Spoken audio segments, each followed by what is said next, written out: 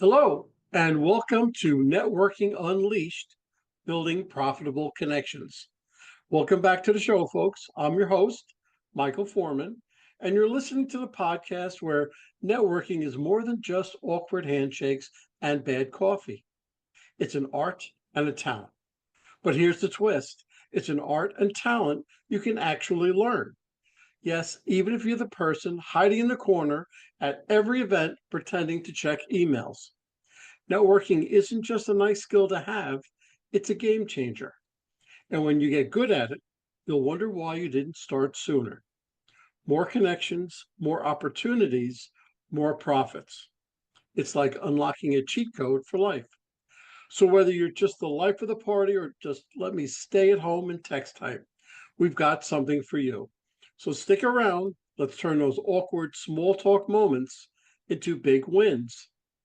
Now, I've got an interesting guest today. Her name is Celia Talbot, and she works for Revved Up Kids, is a nonprofit organization, which I firmly believe in wholeheartedly. So I'm going to tell you that she's the programs director, but since Revved Up Kids is a nonprofit, she's still an assistant trainer, a networker, and a fundraiser. Oh, by the way, she's also the programs coordinator. So let me introduce Celia and let her give you a little bit more of her background. Celia, how are you? Michael, I'm doing great. How are you?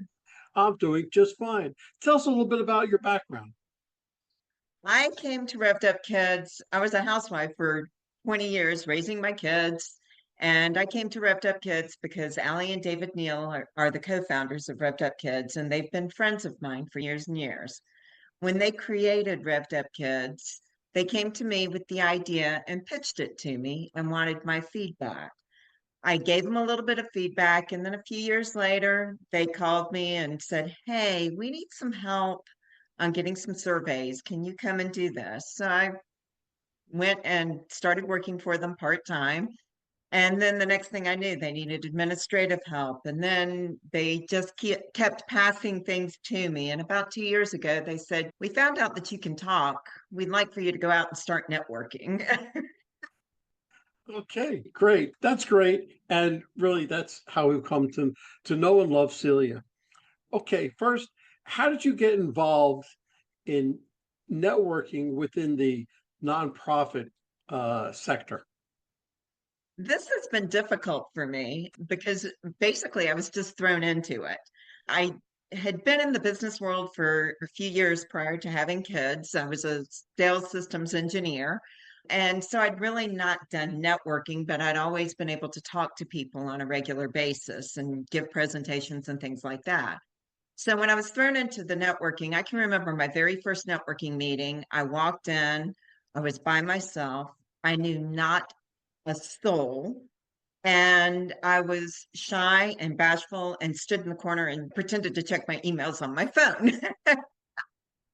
Good. Okay. Okay. Since you brought us into that, as an assistant trainer and coordinator, how has networking shaped your career path? I, I don't know about shaped my career path. It has really defined who I am. The networking, being able to go out there and talk to people, to be able to relate to Revved Up Kids and to sell Revved Up Kids because I passionately believe in Revved Up Kids. So it's made me an integral part of the organization. It's just as I've had more of the administrative things taken away from me as Alli has pushed me more toward the networking because she's realized that I really enjoy it. Good. And listen, the fact that you enjoy the networking just helps you in all the arenas. Because if you are passionate about Revved Up Kids, which you are, and you enjoy the networking, then it's really just it's fun. After a while, you're just playing.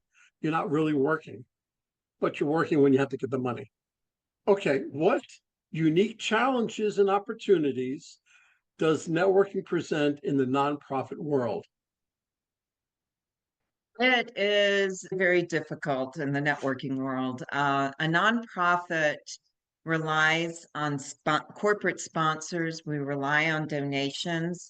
We rely on others to be able to recognize and to believe in us as much as we believe in what we're doing.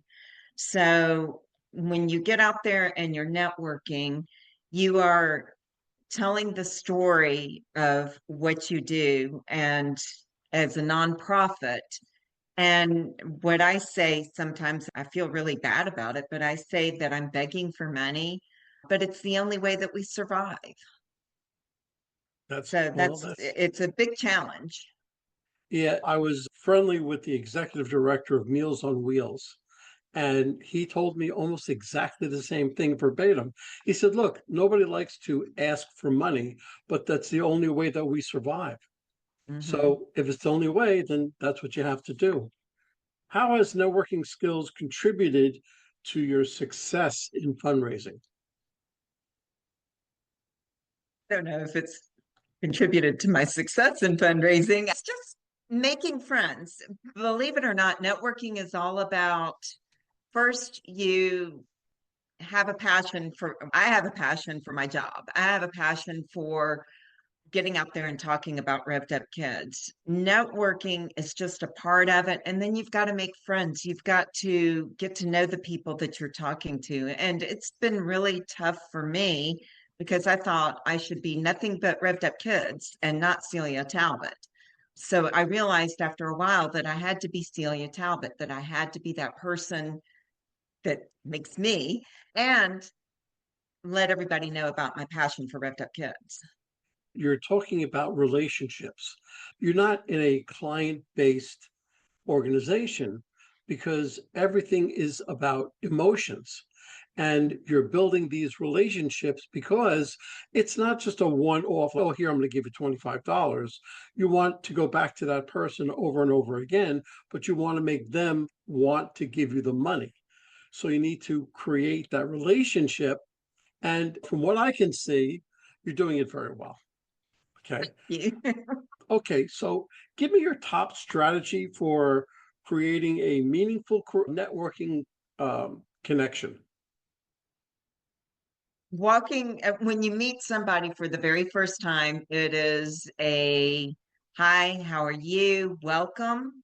If it's their first meeting, it's a welcome and opening up the conversation by, hey, what do you do? And then when they ask you, then you're clear, concise, and I hope that you enjoy this networking group. There are a lot of good people here. It's just, it's all about relationships. It is, and at the networking events, you're not looking to receive. Yeah, I know you're looking for money, but you're looking to give. So you're saying, how can I be a good referral source for you? How can I make you more successful? And by doing that enough, it'll come back. What goes around does come around. And Yes. if you build up that type of relationship, then you're going to make it. It's no two ways about it. But it's definitely a relationship business. And you have to look, it's very important to look to give and not receive, almost like 99% of the time. Yeah. How do you balance in person networking and digital? I don't do much digital networking. It's very difficult. I'm an in-person type person. I tell people all the time, I get paid to go out and make friends. It's fantastic. Yeah, absolutely. I think digitally it's a little bit more difficult, but I guess as far as networking is concerned, you've got LinkedIn, you've got your social media and things like that. So I do try to have a presence out there, but it's with Zooms and things like that, it's a lot more difficult as far as if that's what you're asking. How do you keep it all straight?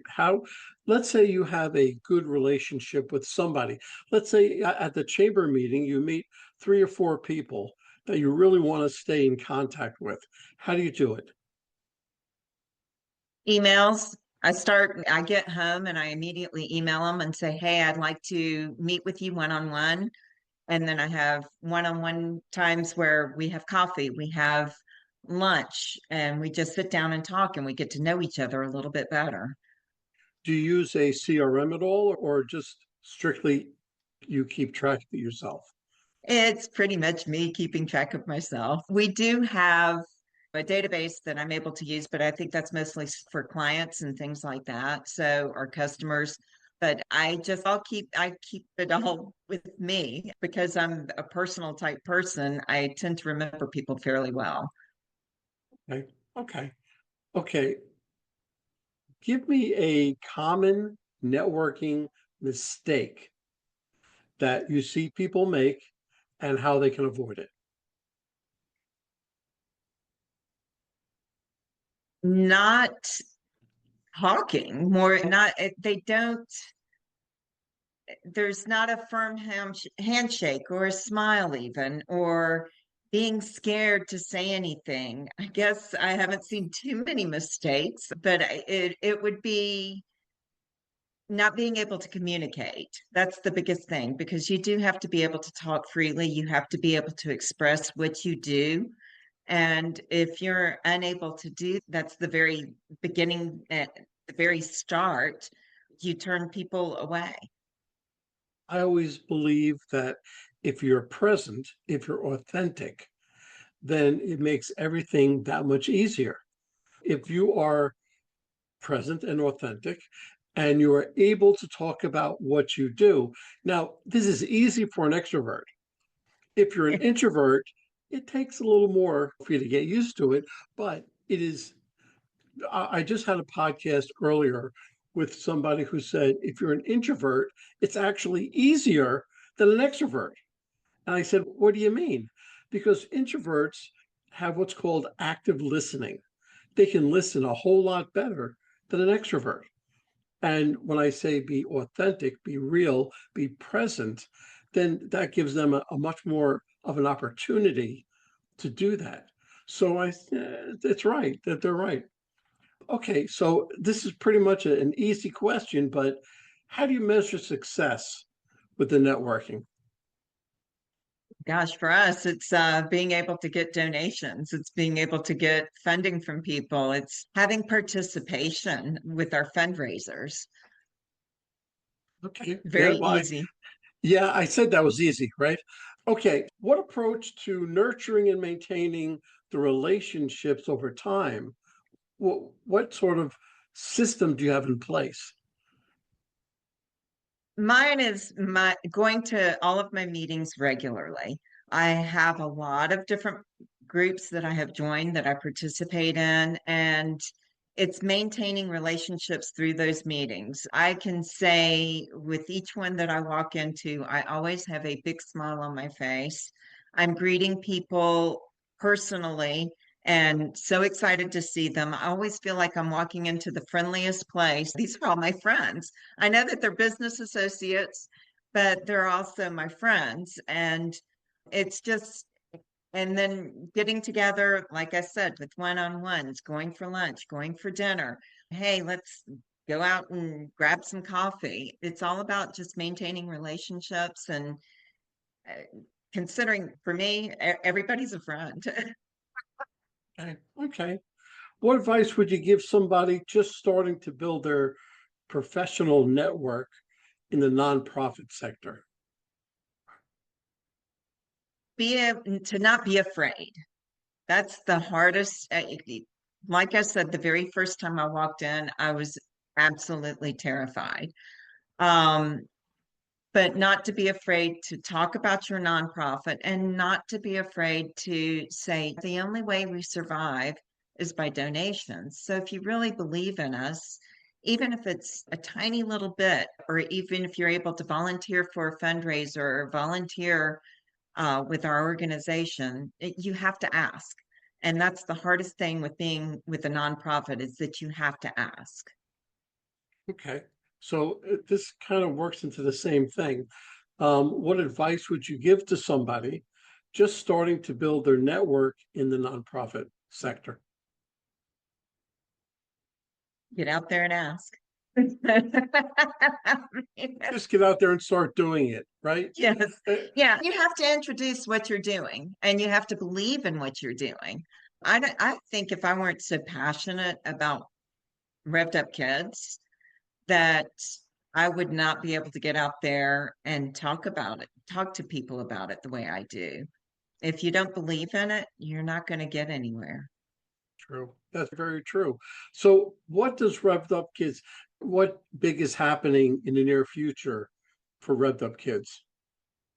We have our largest fundraiser of the year coming up. It is called Shamrock and Roll. It is a casino night. It's at the Roswell Museum and it's on March 15th. It is a lot of fun. We've got raffle baskets that we'll be giving away. We've got auction items up for auction. We have a super raffle that opens up this coming Friday. I've heard through the rumor mill that we've got an $800 bottle of scotch that's going to be raffled away in the super raffles. Bidding will open up on that one this coming Friday. Like I said, March 15th, grab a friend, a significant other, and come to the computer museum and have a casino night and be able to gamble and have fun. Celia, that's great. And I'm so happy that you are the front man, because I don't believe Dave is the front man. You are the front man for Revved Up Kids, and you do such an excellent job. And I just can't begin to tell you how thankful I am for Revved Up Kids to be at least in my area. And the more you do, the better. It's just absolutely wonderful. If anybody wants to get hold of you, either to talk to you, to donate, to find out what your events are, how would they do? They would go to revvedupkids.org and it's revved, REVVED, upkids.org. So we have two V's in it, which makes it a little different. Okay, good, good. All right, Celia, I can't begin to thank you enough. You were a great guest. You did a Thank you. wonderful job, and I'll talk to you soon. Sounds good. Thank you, Michael. All right, bye-bye. Okay. Well, hold on, folks. Don't go anywhere. Let me just read a few of our sponsors that we have. Struggling to reach success? Maybe it's time to quit. In Quit Your Way to Success by Rodney Davis. This reveals 27 steps to breaking bad habits that hold you back. This powerful book helps you rewire your mindset, take control of your actions, and turn setbacks into stepping stones. With real life examples, motivational quotes, and actionable lessons, especially for sales professionals, you'll gain the tools to quit, what's stopping you, and start winning. Transform your future today. So Quit Your Way to Success by Rodney Davis, available now on Amazon. And this is a nonprofit called Revved Up Kids. This is something I believe in wholeheartedly. Revved Up Kids is on a mission to protect children and teens from sexual abuse, exploitation, and trafficking. They provide prevention training programs for children, teens, and adults. To learn more, go to revvedupkids.org. That's REVVEDUPKIDS.org. Well, that's a wrap, folks. A huge thank you to our special guest for sharing such incredible insights today. And of course, a big shout out to you, our amazing listeners, for tuning in and spending your time with us. Remember, networking isn't about being perfect, it's about being present. So take what you've learned today, get out there, and make some meaningful connections. If you enjoyed this episode, don't forget to subscribe, leave us a review, and share it with someone who could use a little networking inspiration. Let's keep the conversation going. You can find me on Apple, Spotify, YouTube, or my website, michaelaforman.com. Remember, until next time, keep practicing, keep connecting, and keep building those relationships. This is Michael A. Forman signing off. Take care and happy networking.